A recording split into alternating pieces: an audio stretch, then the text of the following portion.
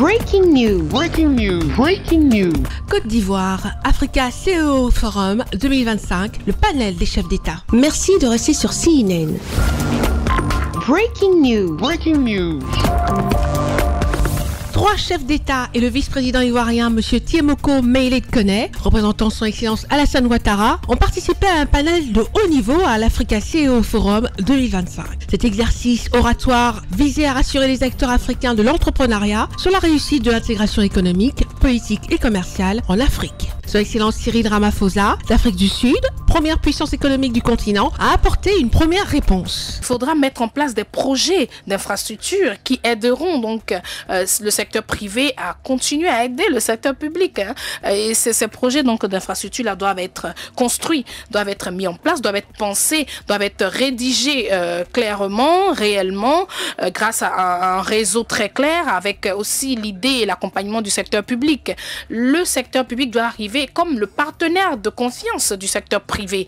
Et le secteur privé doit aussi comprendre que le secteur public est la clé qui régit bien sûr l'avancement et le développement donc du continent africain. Reconnu pour sa manière de parler librement sans contrainte, exprimant le fond de sa pensée, le président rwandais, son Excellence Paul Kagame, a exhorté les Africains à défendre leur souveraineté face à la certitude économique mondiale. Il faut qu'on se rende compte du potentiel de notre continent et réaliser donc que ce potentiel-là peut nous emmener loin et que c'est une réalité et qu'on n'a pas forcément besoin d'autres apports extérieurs pour pouvoir se développer en tant que continent. Une Afrique unifiée permet également aux entrepreneurs africains d'effectuer des investissements facilement dans tous les pays du continent. À ce propos, son Excellence Mohamed Ould Ghazouani de Mauritanie souligne le choix stratégique de la Mauritanie d'établir une coopération forte avec le secteur privé dans le domaine de l'énergie. Aujourd'hui, le secteur privé a désormais la possibilité d'intervenir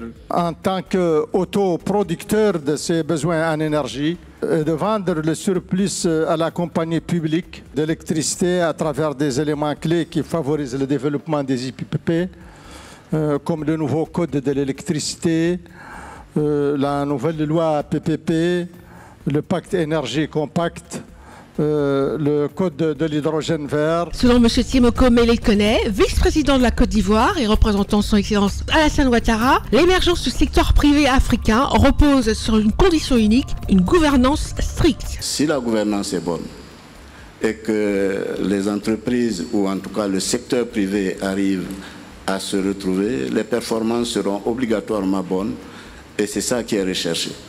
La bonne gouvernance qui va vers ce que le secteur privé a besoin d'avoir comme signe, comme valeur, comme besoin, et cela peut permettre d'aller le plus loin possible dans les résultats qui sont recherchés. Le vice-président de la Côte d'Ivoire, M. Tiemoko Meyele Kone, a également profité de cette tribune pour promouvoir le plan national de développement de Côte d'Ivoire, qui est un puissant emblème de partenariat entre le secteur public et le secteur privé en faveur de la métamorphose que subit la Côte d'Ivoire depuis près de 15 ans. Merci d'être sur CNN, la télévision autrement. Les programmes se poursuivent. Retrouvez toute l'actualité afro-mondiale en ligne et en multidiffusion sur CNN, C-Web Info et plateformes digitales, Facebook, YouTube, Instagram et en simultané sur Radio Voltage 2.